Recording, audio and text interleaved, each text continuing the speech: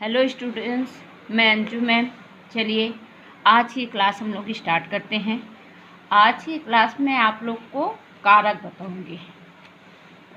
कारक कारक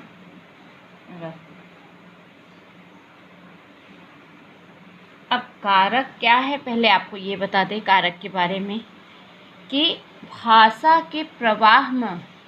को प्रवाह में बनाने के लिए इस बात की आवश्यकता होती है कि शब्दों का आपस में संबंध स्थापित किया जाए। आपको हम पहले लिख के बता रहे हैं, पहले थोड़ा सा बता दे रहे हैं, आप सुन लीजिए, उसके बाद हम लिखेंगे। जैसे श्याम गीता कुछ कहा, मनु भिखारी भोजन रही है, कश्यप रेल बैठा है। आइए पहले कहेंगे आपको कि भाषा को प्रवाह में मतलब है आपको भाषा को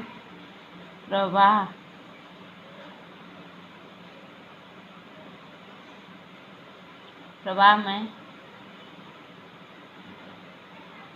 बनाने के लिए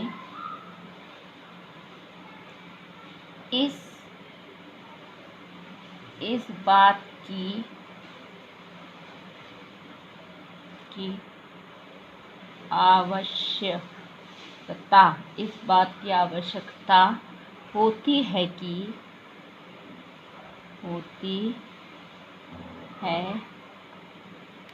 कि शब्दों का आपस में संबंध स्थापित किया जाए। शब्दों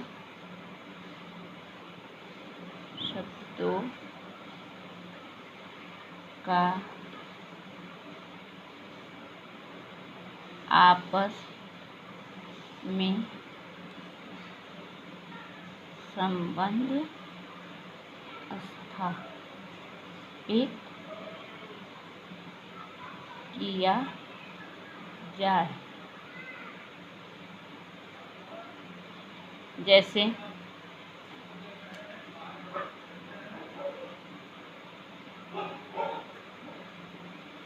जैसे श्याम गीता कुछ कहा, श्याम गीता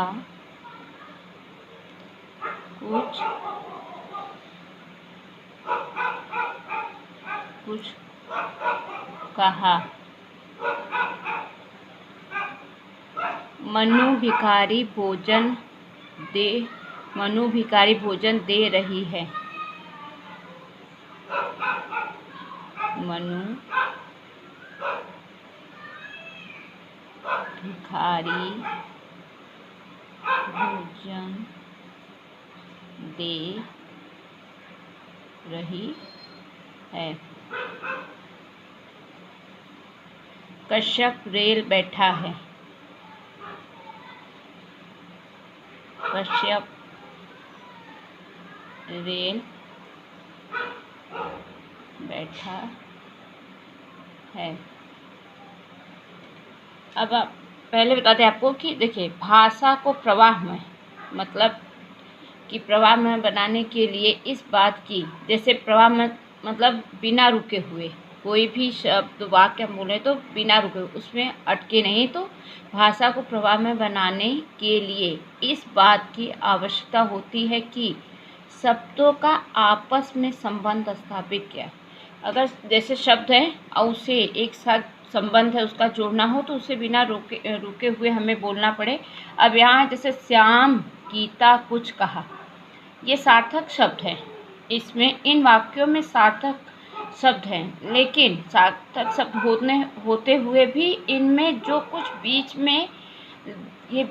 बीच में आपको अर्थ, ये सार्थक शब्दों के होते हुए भी इनका अर्थ स्पष्ट नहीं हो रहा है।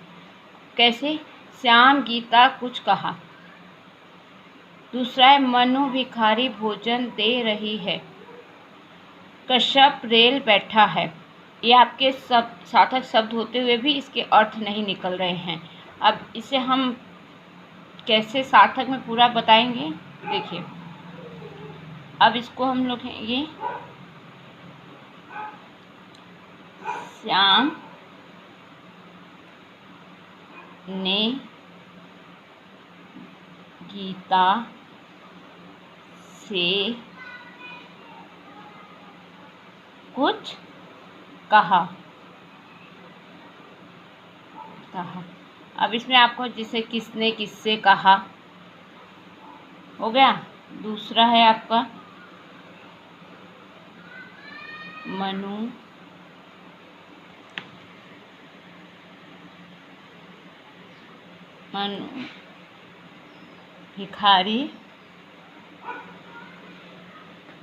भिखारी को भोजन दे रही है। तीसरा हो गया आपका कश्यप रेल में बैठा है।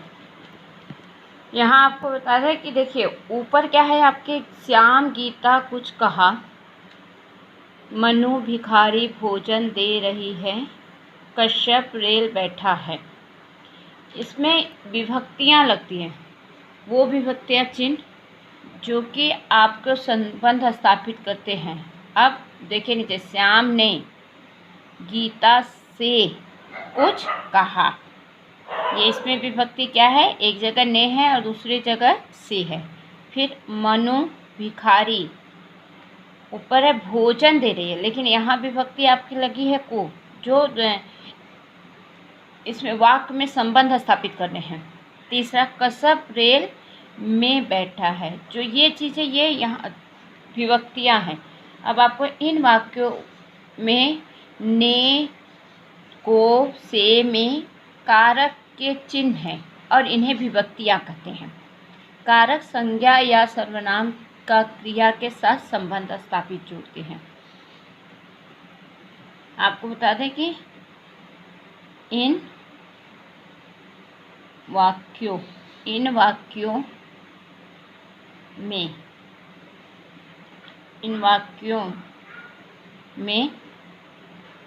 ने को से में क्या है, कारक के चिन्ह हैं। कारक के चिन्ह हैं, इन्हें विभक्तियाँ कहते हैं। इन चिन्हों को कौन सा, ये ने को से में, ये जो चिन्ह हैं इसमें इन्हें क्या कहते हैं, इन्हें विभक्तियाँ कहते हैं।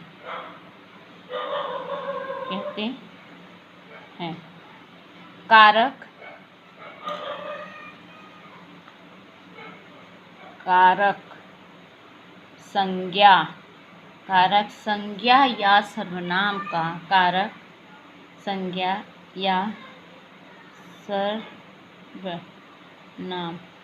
संज्ञा या सर्वनाम का क्रिया के साथ संबंध जोड़ते हैं। संज्ञा सर्वनाम का क्रिया के साथ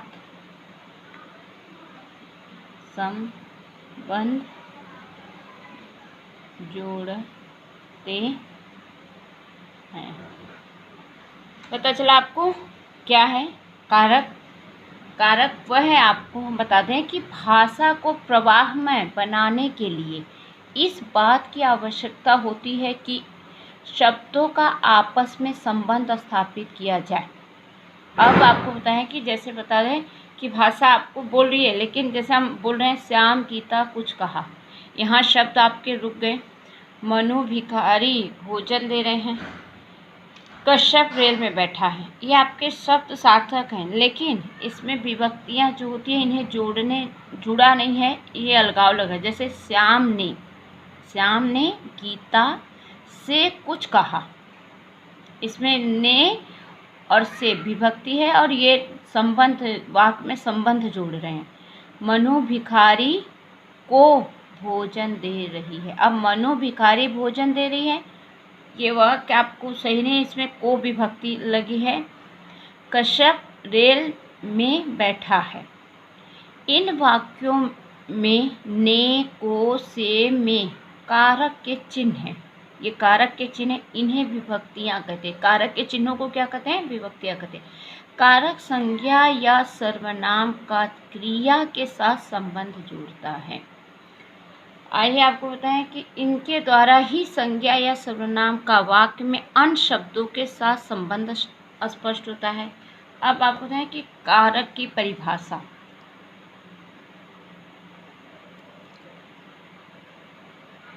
कारक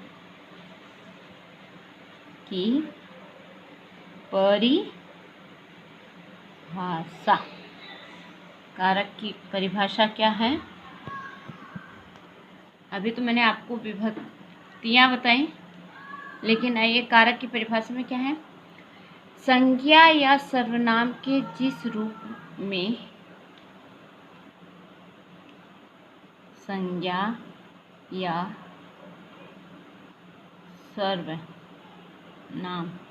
या सर्वनाम के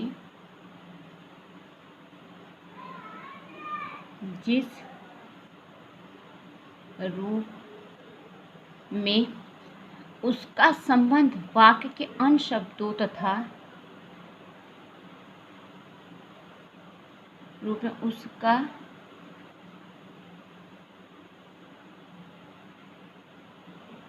संबंध वाक्य के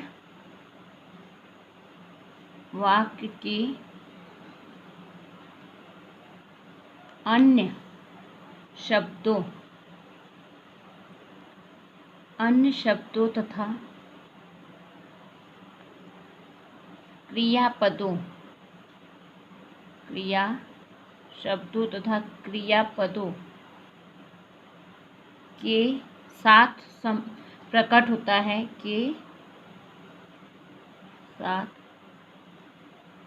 प्रकट होता है, उसे कारक कहते हैं।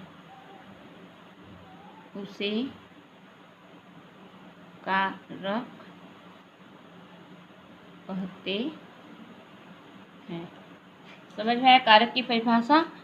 संज्ञा या सर्वनाम के जिस रूप में उसका संबंध वाक्य के अन्य शब्दों तथा क्रियापदों के साथ प्रकट होता है, उसे कारक कहते हैं। अब आपको इसी समय बता दें, ऊपर मैंने बताया लेकिन फिर भी नीचे हम आपको बताया कि विभक्ति की परिभाषा।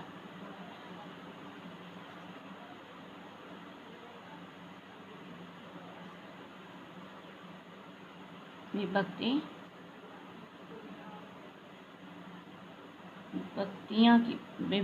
की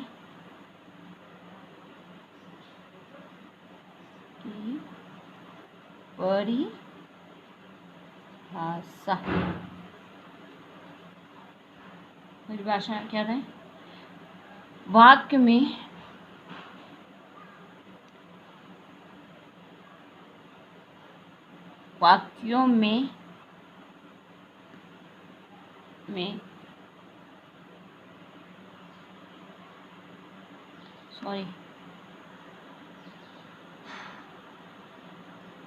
वाक्यों में आए हुए शब्द, ने, को, से, में कारक के चिन्ह हैं।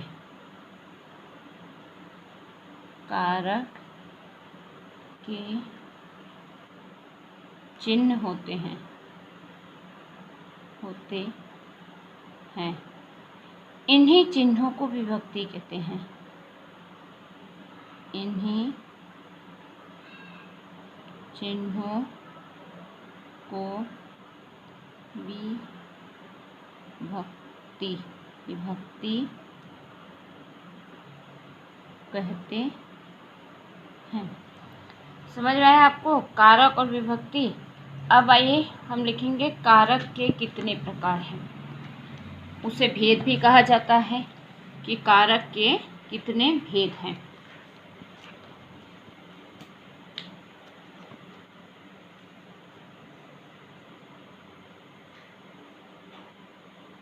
कारक के भेद। अब इस भेद को कहीं कहीं हम लोग प्रकार भी कहते हैं। प्रकार, भेद या प्रकार। कारक के 8 प्रकार हैं।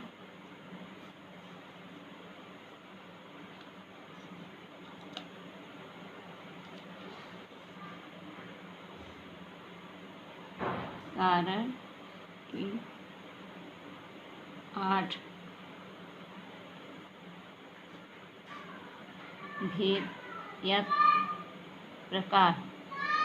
भेद और प्रकार दोनों एक ही होते हैं, इस बात को आप ध्यान रखेंगे। कारक के 8 भेद या प्रकार होते हैं। अब चलिए कारक पहला है। देखिए यहाँ पे स्पेस नहीं है, जगह नहीं है, इसलिए मैं यहाँ से स्टार्ट कर रही हूँ, लेकिन आप यहाँ से नहीं लिखेंगे। मैं यहाँ से लिख रही हूँ, आप नहीं लिखेंगे।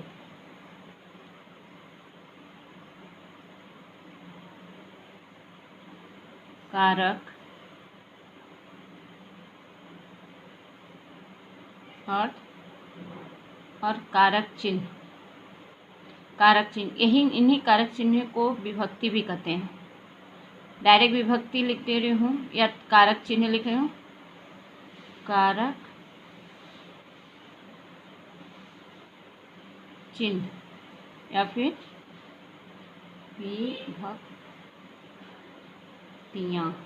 विभक्तियाँ। ठीक है।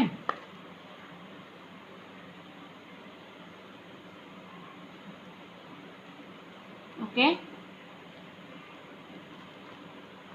ओके।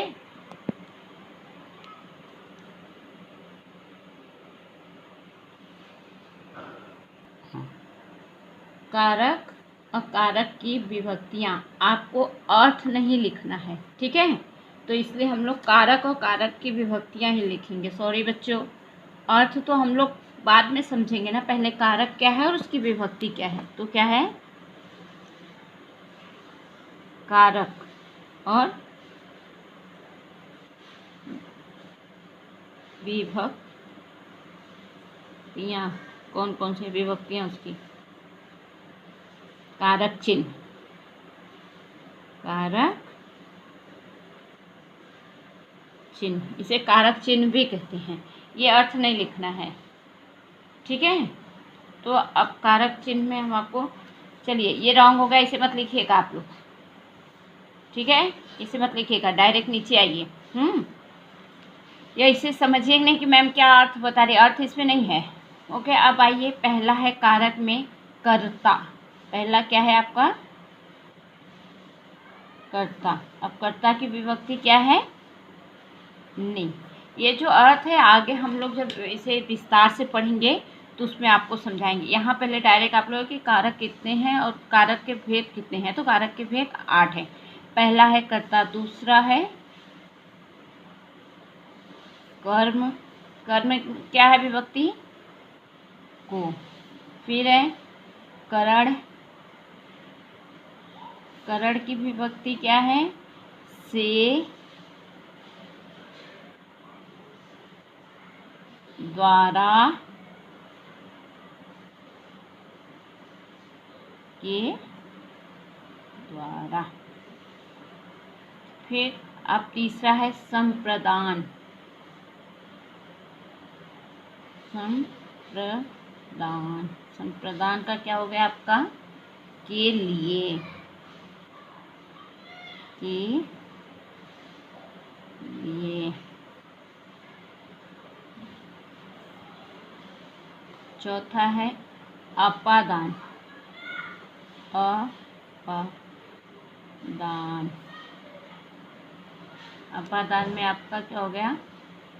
से। पांचवा है आपका संबंध। संबंध, संबंध में आपका होगा का, की, के। का, की, के। फिर होगा अधिकरण। अधिकरण, अधिकरण में क्या है आपका? अधिकरण में अपर, में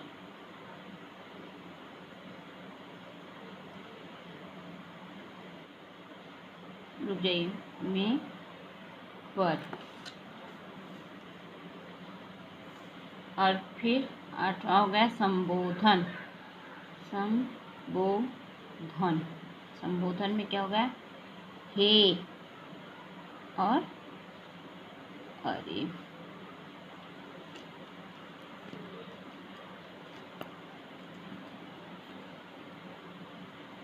one, two, three, four, five.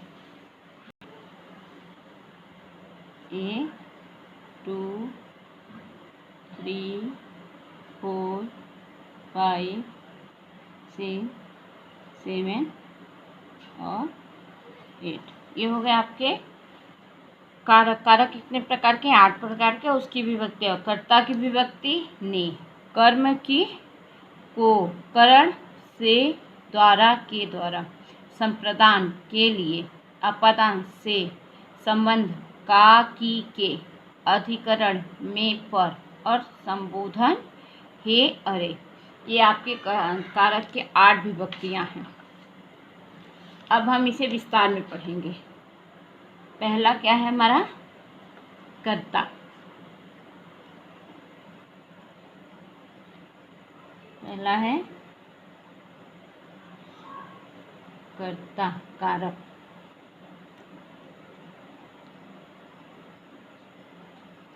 कर्ता कारक किसे कहते हैं? क्रिया का करने वाला कर्ता कहलाता है। वाक्य में क्रिया करने वाला संज्ञा या सर्वनाम पद कर्ता होता है। क्रिया का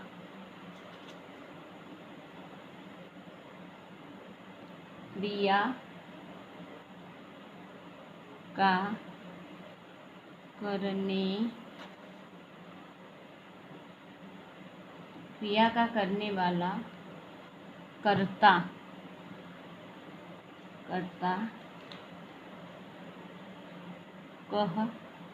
कहलाता, क्रिया का करने वाला कर्ता कहलाता है। वाक्य में क्रिया करने वाला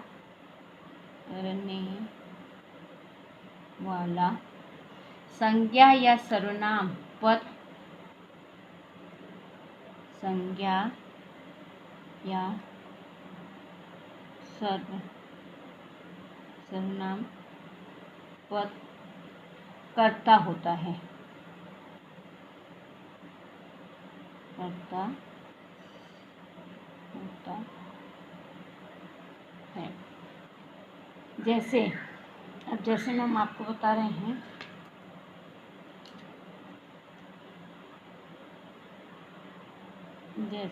जैसे में क्या है?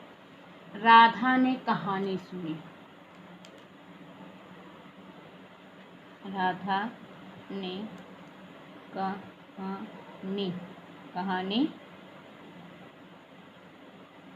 सुनी। फिर आपका मेरा भाई परीक्षा की तैयारी कर रहा है। मेरा भाई परीक्षा की तैयारी कर रहा है। इसमें विभक्ति में आपके देखिए ने लगा है, यहाँ पे ऊपर है क्रिया का करने वाला कर्ता कहलाता है। क्रिया का करने वाला कर्ता क्रिया का कि कहानी सुनी, किसने सुना? राधा ने। वाक्य में क्रिया करने वाला संज्ञा या सर्वनाम पद कर्ता होता है। राधा ने कहानी सुनी, कहानी सुन कौन रहा है? राधा। मेरा भाई परीक्षा की तैयारी कर रहा है। परीक्षा की तैयारी कर रहा है कौन? मेरा भाई। ठीक है। अब आइए दूसरा है, इसमें आपको मिल रहा है कि इन वाक्यों में कहानी सुनाने का काम राधा कर रही है और परीक्षा की तैयारी, कहानी सुनने का काम राधा कर रही है और परीक्षा की तैयारी करने का काम मेरा भाई कर रहा है। पहले वाक्य में कर्ता कारक चिन्ह ने लगा है ना। देखिए पहले वाक्य में कर्ता कारक चिन्ह क्या लगा है? ने लगा है। किंतु दूसरे वाक्य में यह प्रयोग नहीं हुआ है। यदि क्रियापद सकर्मक हो और वाक्य में कर्ता का यदि क्रियापद सकर्मक हो और भूतकाल में हो तब भी ने का प्रयोग नहीं होता। मेरा भाई परीक्षा की तैयारी कर रहा है। क्या हुआ आपका? भूतकाल है। देखिए राधा ने कहानी सुनी, ये आपका, ये जब क्रिया में वाक्य में ये भूतकाल होगा तब ने आएगा, लेकिन अगर क्रिया में भूतकाल नहीं है तो फिर यहाँ पे आपका जो ये कर्ता है ये नहीं लगेगा, डायरेक्ट हुआ। राधा ने कहानी सुनी तो सुन चुकी है। मेरा भाई परीक्षा की तैयारी कर रहा है। दूसरा ये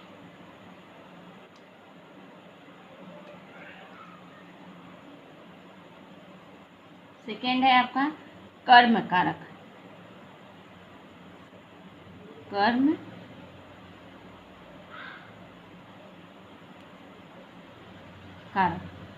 कर्म कारक किसे कहते हैं?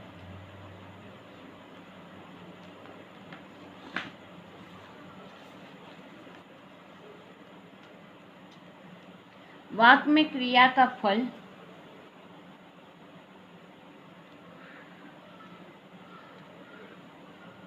वाक्य में क्रिया का फल, वाक्य में क्रिया का फल जिस संज्ञा या सर्वनाम पे पड़े। वाक्य में क्रिया का फल जिस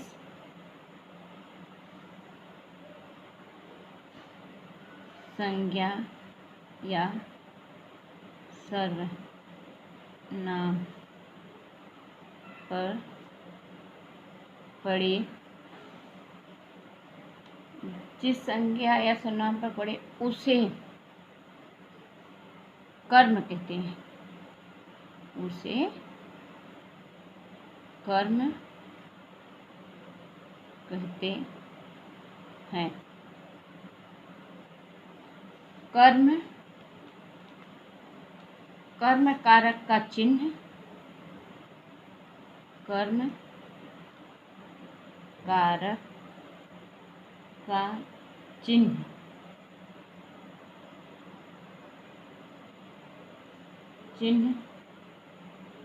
को होता है, को होता है।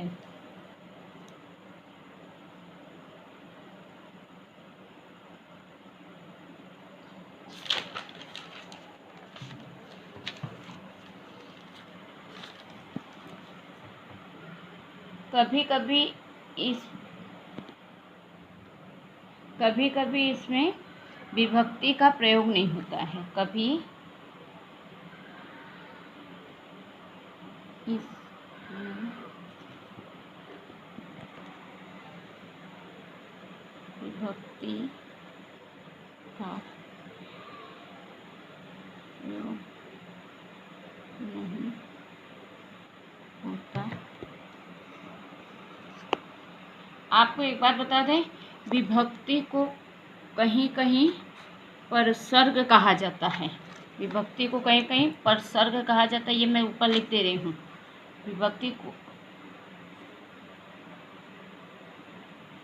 विभक्ति जो होती है उसे परसर्ग क्या कहते हैं, उसे परसर्ग कहते हैं। ठीक है, अब आपको बता दें कि कर्म कारक क्या है। पिताजी ने राधा को बुलाया, जैसे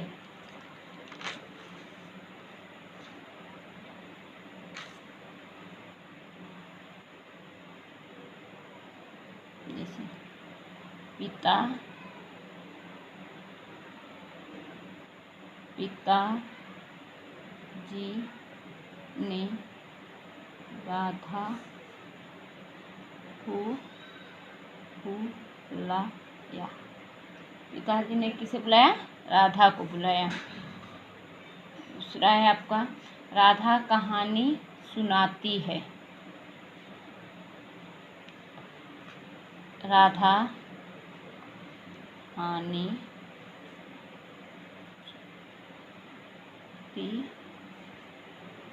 सुनाती है। अब यहाँ आपको बताया कि कर्म के साथ को नहीं लगा है। प्रथम वाक्य में राधा प्राणीवाचक संज्ञा तथा यहाँ को लगना आवश्यक नहीं है। पिताजी ने, यहाँ पे विभक्ति आपकी क्या लगी है? पिताजी ने। अब ये आप कहेंगे कि आपका करता है, तो करता नहीं है, पिताजी ने। पिताजी क्या किए हैं? राधा को बुलाएं और राधा कहानी सुनाती है। अब यहाँ को नहीं लगेगा, लेकिन कहीं कहीं को नहीं लगता है। ठीक है, इसे अप्राणीवाचक कर्म के साथ को नहीं लगता है, जो अप्राणीवाचक कर्म होता है। और फिर इन वाक्य में प्रथम वाक्य में राधा प्राणीवाचक संज्ञा, अतः वहाँ को लगाना आवश्यक है। यहाँ प्रथम वाक्य में प्राणी को लगाना है, लेकिन यहाँ नहीं। ठीक है, ओके। अब आपको मैंने इतना समझाया है, आगे की क्लास कर लेंगे। आप इसे पढ़ लीजिए पहले, और पढ़ने के बाद याद करें, अपने नोटबुक में लिखिएगा। हाँ, नोटबुक में लिखिएगा कि आपने क्या, मैंने 2 बता दिया आपको। 2 क्या बता दिया? कारक की परिभाषा, विभक्ति की परिभाषा, कारक के कितने भेद हैं, कारक के 8 भेद हैं। फिर पहला है कर्ता कारक, दूसरा कर्म कारक। अब कर्ता कारक क्या है और कर्म कारक क्या है, वो भी आपको है। यहाँ आप देखिए, विभक्ति जो होती है, विभक्ति उसे परसर्ग कहते हैं, इस बात को ध्यान रखिएगा। विभक्ति को परसर्ग कहते हैं। ठीक है, अब आगे की क्लास हम कर लेंगे। ओके। पिताजी ने राधा को बुलाया और राधा कहानी सुनाती है, इतना हो गया। अब तीसरा है आपका करण कारण। तीसरा कौन है? करण कारण। करण कारक।